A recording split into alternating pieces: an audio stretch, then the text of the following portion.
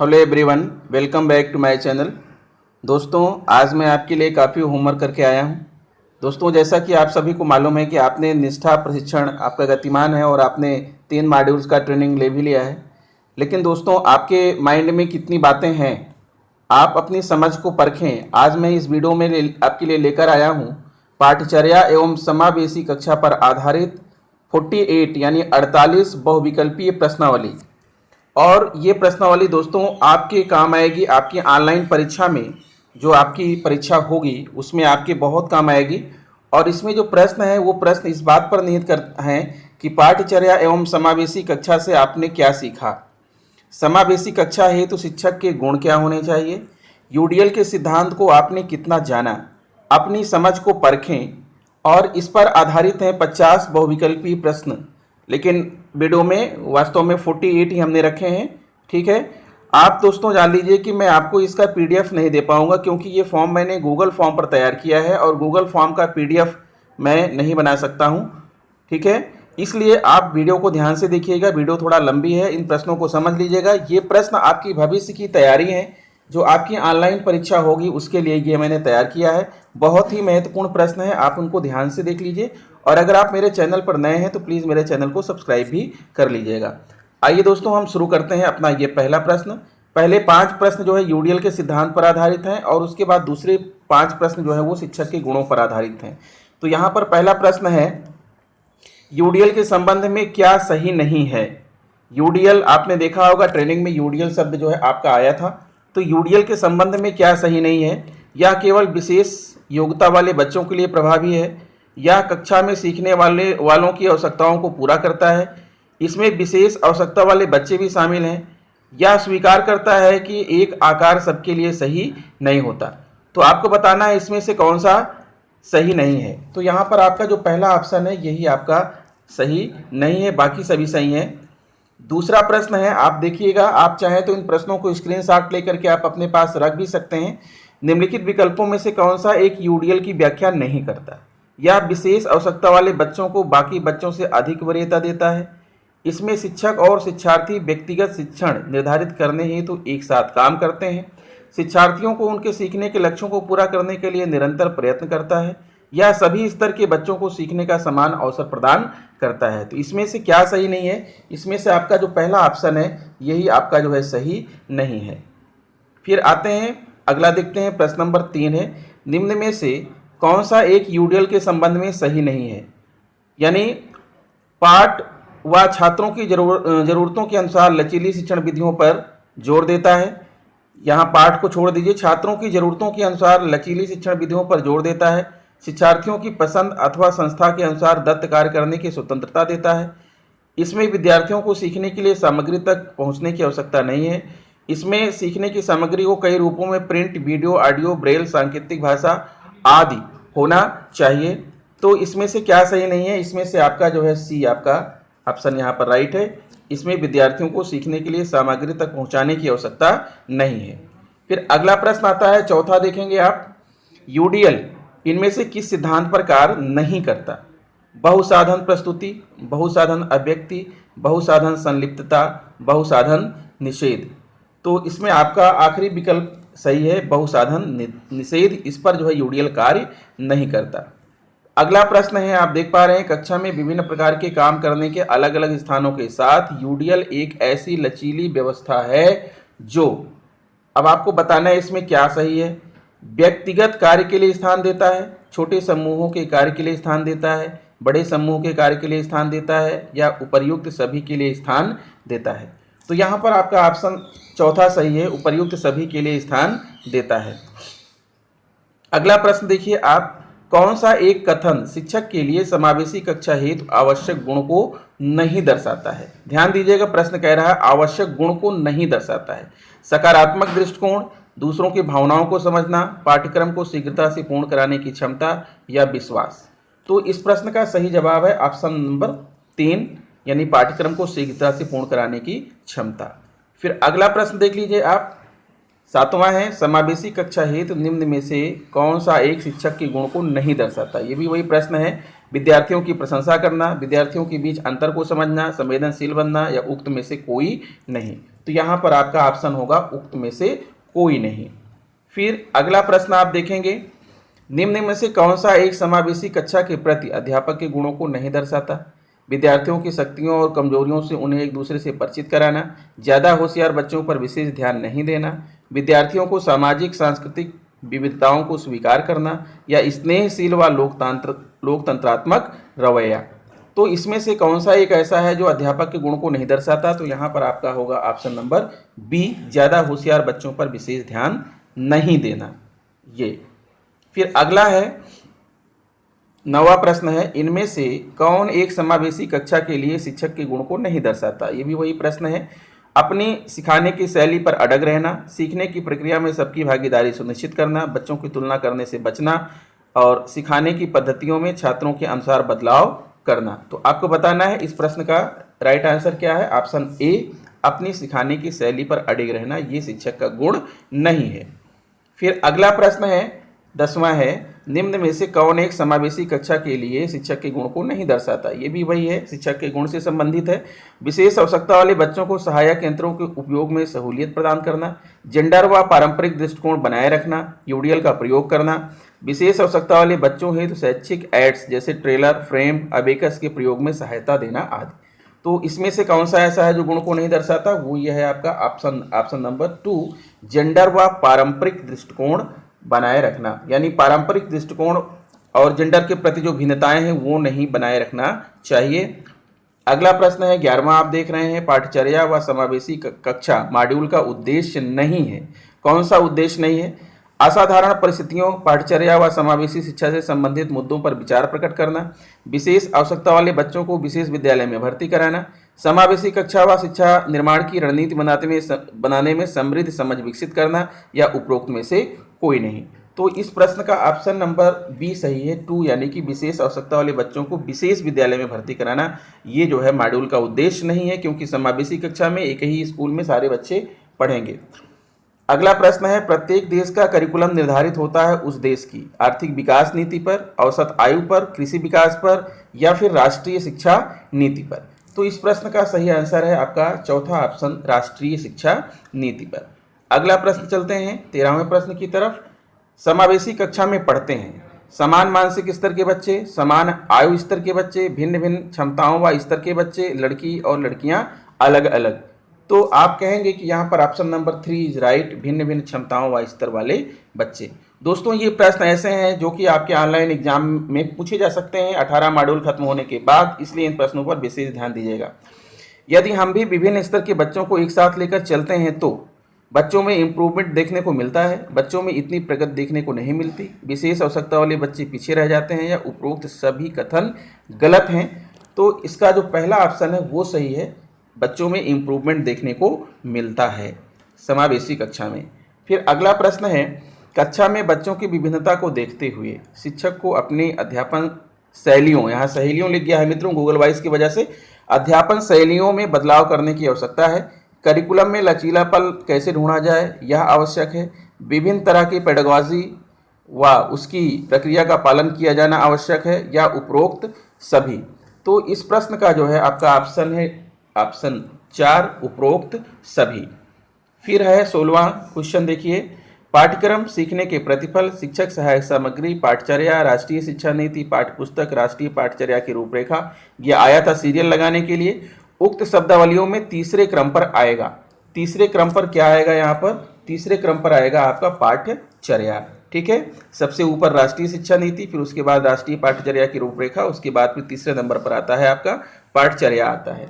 अगला प्रश्न देखेंगे 17वां है, राष्ट्रीय पाठचर्या की रूपरेखा में शामिल नहीं है क्या। संवैधानिक मूल्य, धार्मिक व्यवसायीकरण, सामाजिक न्याय, या फिर वैज्ञानिक दृष्टिकोण।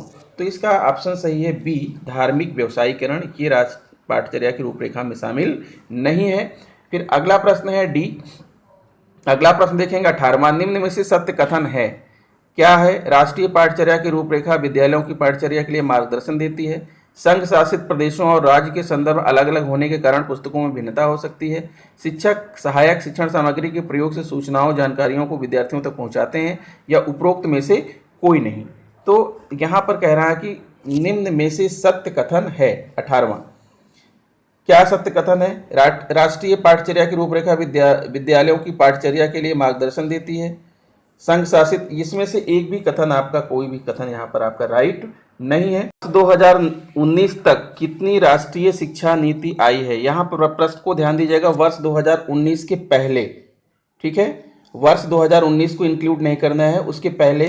तो इसका ऑप्शन होगा आपका यहाँ पर ऑप्शन नंबर बी, यानी कि 2 शिक्षा नीति आई है, 1968 और 1986। फिर अगला है 20वां प्रश्न है, राष्ट्रीय शिक्षा नीति 1968 के आधार पर एनसीईआरटी द्वारा पहली पाठचर्या की रूपरेखा किस सन में बनाई गई? 1975, 1988, 2000, 2005। तो पहली पाठचर्या की रूपरेखा बनी थी 1975 में। फिर अगला प्रश्न है, वर्ष 2020 की 5+3+3+4 शिक्षा नीति स्वतंत्रता प्राप्त के बाद कौन से क्रम की राष्ट्रीय शिक्षा नीति है? चौथी, तीसरी, पांचवी या दूसरी? तो यहाँ आपका ऑप्शन सही है, ऑप्शन दूसरा, यानी कि ये तीसरी है। अगला प्रश्न देखते हैं, 22वां है, एनसीईआरटी ने किन कक्षाओं के लिए लर्निंग आउटकम का निर्माण किया है? कक्षा 1 से 5 तक, कक्षा 1 से 8 तक, कक्षा 1 से 10 तक, कक्षा 1 से 12 तक। तो यहाँ पर आपका जो राइट आंसर होगा ऑप्शन नंबर 3, यानी कक्षा 1 से 10 तक। आगे बढ़िए, फिर आता है क्वेश्चन नंबर 23, राष्ट्रीय शिक्षा नीति का निम्न में से कौन सा कार्य नहीं है? स्कूल शिक्षा में पूर्व प्राथमिक से उच्चतर माध्यमिक तक शिक्षा प्रबंधन के लिए निर्देश प्रदान करना, विद्यार्थियों को व्यवसाय प्रदान करना, यह उच्च शिक्षा का भी मार्गदर्शन करती है, उपरोक्त में से कोई नहीं।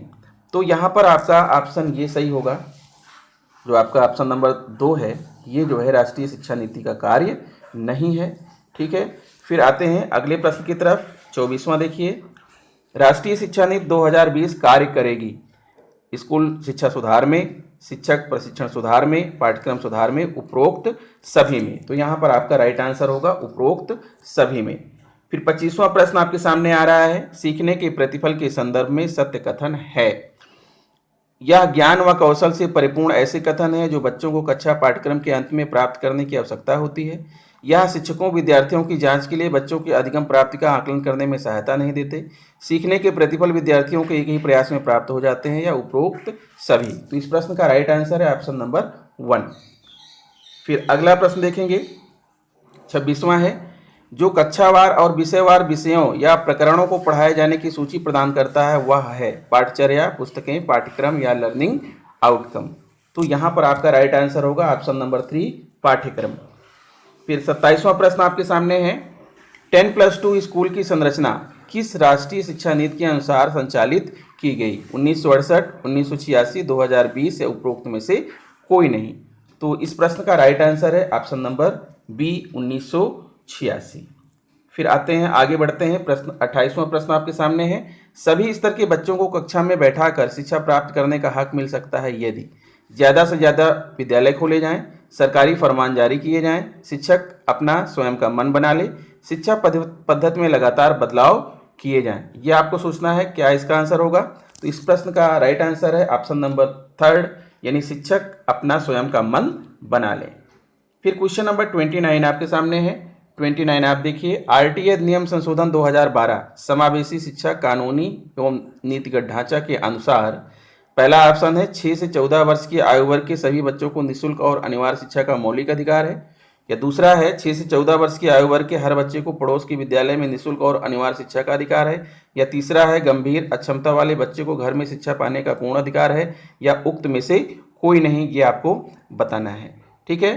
तो इस प्रश्न का जो राइट आंसर है वो है ऑप्शन नंबर 3, गंभीर अक्षमता वाले बच्चे को घर में शिक्षा पाने का पूर्ण अधिकार है। फिर आगे चलते हैं, प्रश्न नंबर 30 आप देखेंगे, पाठचर्या को बच्चों के लिए समावेशी और सार्थक अनुभव बनाने के महत्व को रेखांकित करते हुए कहा है कि इसके लिए हमें शिक्षार्थियों सीखने की प्रक्रिया के बारे में मौलिक बदलाव लाने की आवश्यकता है। यह में कहा गया है। किस में कहा गया है? एनसीएफ 2005, एनसीएफ 2000, एनसीएफ 1986 या फिर एनसीएफ 1975। तो इस प्रश्न का राइट आंसर है आपका ऑप्शन ए, एनसीएफ 2005 में ऐसा कहा गया है। अगला प्रश्न आपकी स्क्रीन पर है, कक्षा में बच्चों की विविधता को गति देने का कार्य किया है किसने? शासन के अध्यादेश और सक्षम नीतियों ने, पालकों व शिक्षकों के प्रयास ने, सामाजिक विविधता ने या फिर विद्वानों ने। तो इस प्रश्न का जो है होगा आपका राइट आंसर ऑप्शन ए, शासन के अध्यादेश और सक्षम नीतियों ने। फिर आगे बढ़ते हैं, 32वां है, भविष्य में सामाजिक समरसता को बढ़ावा देने में सहयोग करेगी विभाजित कक्षाएं, विशिष्ट विद्यालय की कक्षाएं, समावेशी कक्षाएं या उत्कृष्ट विद्यालयों के उच्च स्तर के बच्चों की कक्षाएं। तो इस प्रश्न का राइट आंसर है ऑप्शन सी, समावेशी कक्षाएं, ऑप्शन तीसरा। अगला प्रश्न है, जानवरों की स्कूल में तैरने की योग्यता में किस जानवर को तैरने में डी ग्रेड प्राप्त हुआ था? आपने ट्रेनिंग के दौरान देखा था, इस कहानी आपको सुनाई गई थी द एनिमल स्कूल। तो वही पूछा जा रहा है प्रश्न की जो है, तैरने की योग्यता में किस जानवर को तैरने में डी ग्रेड प्राप्त हुआ था? आपको यह बताना है, बंदर, गिलहरी, खरगोश या बतख। तो यहाँ होगा बतख। ठीक है, चौथा इसका राइट आंसर है। फिर अगला प्रश्न आपके सामने आ रहा है, स्वयं को शिक्षार्थी के रूप में देखना। इस वीडियो के अनुसार बच्चे एक शिक्षक से जुड़ेंगे जब, आपने ये भी वीडियो देखा था ट्रेनिंग में। क्या शिक्षक को बच्चों के अनुसार अपनी पढ़ाने की विधि बदलनी पड़ेगी? शिक्षक को बच्चों के मन की बात टटोलकर उनके अनुसार खेल गतिविधि करानी पड़ेगी? जब बच्चों को स्वतंत्रता पूर्वक शिक्षक प्रश्न करने के अवसर देंगे या उपरोक्त सभी? तो इस प्रश्न का राइट आंसर है उपरोक्त सभी। फिर आगे बढ़ते हैं, अगला प्रश्न है 35वां, आप देख पा रहे हैं, गतिविधि 6, अधिगम शैली पर विचार। स्वयं को शिक्षार्थी के रूप में देखना, यही गतिविधि आपने ट्रेनिंग में देखा था। नीचे दिए गए वाक्य की पूर्ति हेतु सही कथन है। वाक्य क्या है? मुझे सीखना आसान लगता है जब सभी के साथ गतिविधि करते हैं, जब शिक्षिका डांटती नहीं बल्कि मेरे उत्तरों से मेरी तारीफ करती हैं, जब चित्र मॉडल से कोई बात समझाई जाती है या उपरोक्त सभी। आपको इस प्रश्न का राइट आंसर बताना है। तो आपने देखा भी था ट्रेनिंग में कि एक शिक्षिका जो है एक बच्चे को जो है पहले डांट रही थी, फिर प्यार से बुला रही थी, दोनों ही कंडीशन आपने देखा था। तो इस प्रश्न का राइट आंसर होगा उपरोक्त सभी। फिर आगे बढ़ते हैं, 36वां प्रश्न आपके सामने आ रहा है, यूडीएल करता है, क्या करता है? उन्नत दर्जे की शिक्षकों का प्रशिक्षण। यह शिक्षार्थियों को उनके सीखने के लक्ष्यों को पूरा करने के लिए निरंतर प्रतिक्रिया व प्रोत्साहन देता है। केवल विशिष्ट विद्यालयों में दिव्यांग बच्चों को आगे बढ़ने के अवसर देने के साथ साथ उनके लिए सहायक यंत्रों की व्यवस्था करता है या उपरोक्त में से कोई नहीं? तो इस प्रश्न का राइट आंसर होगा ऑप्शन नंबर बी। ठीक है, यह शिक्षार्थियों को उनके सीखने के लक्ष्यों को पूरा करने के लिए निरंतर प्रतिक्रिया व प्रोत्साहन देता है। अगला प्रश्न है 37वां, समावेशी कक्षाओं को सफलतापूर्वक तभी बनाया जा सकता है जब शिक्षक छात्र अनुपात पर ध्यान दिया जाए, शिक्षक समाज के लोगों को जागृत करने का कार्य करें, शिक्षक जब शासन के दिशा निर्देशों का अक्षरशः पालन करें, शिक्षक के पास आवश्यक कौशल और दिव्यांग बच्चों की आवश्यकता को पूरा करने की उपयुक्त रणनीति हो। तो इस प्रश्न का आखिरी जवाब सही है आपका ऑप्शन नंबर 4। फिर आगे बढ़ते हैं और अगला प्रश्न आपके सामने है 38वां, देखिए, दृष्टिबाधित बच्चे का समावेशन करने के बाद उसे कक्षा में स्थान देना चाहिए। कहाँ? कक्षा के अग्रिम पंक्ति में, कक्षा के मध्य में, बच्चों के बीच, सबसे पीछे की सीट पर जहाँ किसी के द्वारा डिस्टर्ब ना किया जा सके, उपरोक्त में से कोई नहीं। तो इस प्रश्न का राइट आंसर होगा आपका दृष्टिबाधित बच्चा है। ठीक है, क्वेश्चन नंबर 38 है, इसका ऑप्शन है आपका सेकंड सही है, कक्षा के मध्य में, बच्चों के बीच। फिर आगे बढ़ते हैं, 39वां प्रश्न है, विशेष आवश्यकता वाले बच्चों से प्रत्युत्तर हेतु मौखिक या लिखित के अलावा उपयोग करना चाहिए। क्या उपयोग करना चाहिए? वास्तविक वस्तुओं का, शब्द या चित्र कार्ड का, फ्लैश कार्ड का या सभी का? तो यहाँ पर राइट आंसर होगा आपका सभी का। ठीक है, अब 40वां प्रश्न आपके सामने आ रहा है, किसी प्रश्न के लिए एक उत्तर हेतु प्रोत्साहित करें, अवधारणा को समझाने के लिए उपयोग की गई गतिविधियों से हटकर ही गतिविधियों का प्रयोग करें, विभिन्न प्रक्रियाओं हेतु प्रोत्साहित करें, निर्धारित समय में ही उत्तर पूरा करने को कहें। तो इस प्रश्न का राइट आंसर है ऑप्शन सी, विभिन्न प्रक्रियाओं हेतु प्रोत्साहित करें। चलिए आगे बढ़ते हैं, 41वां है, बोलने में देरी करने वाले विद्यार्थियों के मूल्यांकन में शिक्षक को नहीं करना चाहिए। क्या नहीं करना चाहिए? चित्रों का प्रयोग, ठीक है, या चित्रों के संकेत प्रदर्शित करने की अनुमति देना, अतिरिक्त समय देना या दूसरे बच्चों से सहायता लेना। तो यहाँ पर होगा आपका ऑप्शन नंबर लास्ट डी, दूसरे बच्चों से सहायता लेना। फिर 42वां प्रश्न है, विशेष आवश्यकता वाले बच्चों के मूल्यांकन में लचीलापन अपनाना चाहिए, समय पालन पर विशेष ध्यान रखना चाहिए, ठीक है। सिलेबस प्रक्रियाओं को अस्वीकार करना चाहिए, पहला और तीसरा विकल्प सही है। तो यहाँ पर आपका ऑप्शन नंबर ए सही है, लचीलापन अपनाना चाहिए। दोस्तों ध्यान दीजिएगा, गूगल फॉर्म की ये विशेषता होती है कि जब क्वेश्चन ज़्यादा होते हैं तो वो मिस्टेक करने लगता है, और यहाँ पर कई जगह वर्तनीय शुद्धियाँ आपको देखने के लिए मिल रही हैं, लेकिन इसको आप पढ़ते समय इसमें आप अपने अनुसार सुधार कर लीजिएगा, इसके लिए मुझे खेद है। 43 है क्वेश्चन, मूल्यांकन में निम्न में से किस टूल का उपयोग नहीं किया जा सकता? अक्षर कटआउट्स का, सभी के लिए ऑडियो, चित्र कार्ड या कक्षा में की गई गतिविधियां। तो 43 का आपका राइट आंसर है ऑप्शन नंबर बी, दूसरा सभी के लिए ऑडियो। अब अगला प्रश्न है 44वां प्रश्न, आप देख लीजिए। निम्न में से किस प्रकार की विशेष आवश्यकता वाले बच्चों के मूल्यांकन हेतु स्पर्श आलेख का प्रयोग किया जा सकता है? श्रवण, दृष्टि, शारीरिक या मानसिक? तो इस प्रश्न का राइट आंसर होगा ऑप्शन नंबर बी, आपका ऑप्शन नंबर दूसरा, दृष्टिबाधित के लिए। फिर 45वां प्रश्न देखेंगे, बौद्धिक दिव्यांग बच्चों हेतु मूल्यांकन में छोटी इकाइयों का प्रयोग करना चाहिए, बहुसंवेदी दृष्टिकोणों का उपयोग करना चाहिए, चार्टों का प्रयोग करना चाहिए, पहला और दूसरा दोनों विकल्प सही हैं। तो आपको यहाँ पर राइट आंसर छांटना है, तो यहाँ पर आपका चौथा विकल्प यानी कि पहला और दूसरा दोनों ही विकल्प यहाँ पर आपके राइट हैं। फिर क्वेश्चन नंबर 46 है, विशेष आवश्यकता वाले बच्चों का मूल्यांकन करने हेतु इनमें से किस प्रकार के प्रश्न उपयुक्त नहीं होंगे?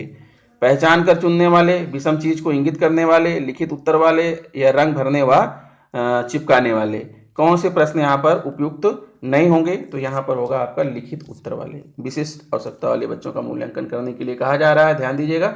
फिर है 47वां प्रश्न आपके सामने आ रहा है, फिजिकल इंडिसेबल बच्चों के मूल्यांकन हेतु अतिरिक्त समय अपरिहार्य है, विविध टूल आवश्यक है, लेखन हेतु सहायक उपलब्ध कराया जा सकता है, या उक्त सभी? तो यहाँ पर आपका राइट आंसर होगा उक्त सभी। फिर अगला प्रश्न है दोस्तों, इस वीडियो का जो है ये आखिरी प्रश्न है, दिव्यांग बच्चों से गणित में भिन्न मूल्यांकन हेतु प्रयोग किया जा सकता है क्या? गिनती चार्ट, अबाकस, स्लेट व चाक, फोल्डिंग पेपर?